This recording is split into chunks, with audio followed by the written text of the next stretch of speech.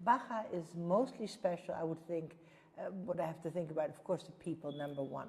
Number two, which is probably just as important or almost as important, is the climate. It's like a super climate. It's a climate that is very, very good for our grapes. You know, we're thinking of the hot days, the cold nights, and the breeze that comes in every morning and every afternoon.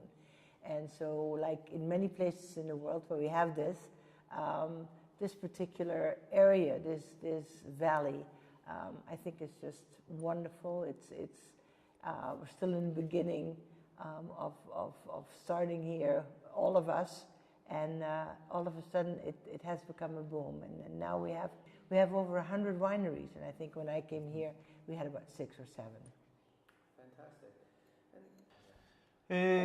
The terroir in Baja, bueno, in this place, I think is minerality, obviously, and I think the condition for the growing for the grapes is good. For obviously the sun, the sun is very good.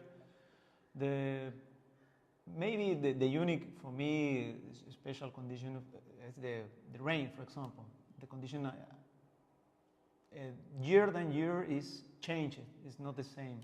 And Valley is a mini laboratory because too many grapes growing from Baja, but especially in here, our vineyards is too many grapes. For example, Cabernet, Tempranillo, Malbec, Syrah, Grenache, Nebbiolo is a very important grapes growing in Baja because it's the potential and tannins is very, very good.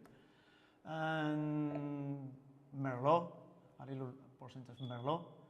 But another grapes right now growing, for example, white grapes, Chardonnay, Sauvignon, bueno, another grapes. No? The idea of having a bed and breakfast, for example. Thank God we did, because we would have been bankrupt if we didn't have the bed and breakfast. At the time when we started it, we were the first here to do so. There really were no hotels. So when people actually wanted to come and heard a little bit about the big wineries like Cheto, Santo Tomas, Montechenique, they didn't have a place to stay. And so we started with 6 rooms and basic. And then, because then people didn't want to go for dinner to Ensenada because it's 45 minutes and they're usually dirt roads and all that, then we had to actually open kind of a restaurant. And so it was all necessary. It wasn't like we had thought of this. Actually, the 6 rooms we built for friends, but the friends really, came once and that was it. And then, you know, my husband said to me, "Oh, you know, the prices of these barrels and the corks and the bottles is astronomical. We need to think of something else." And they said, we can rent these rooms out.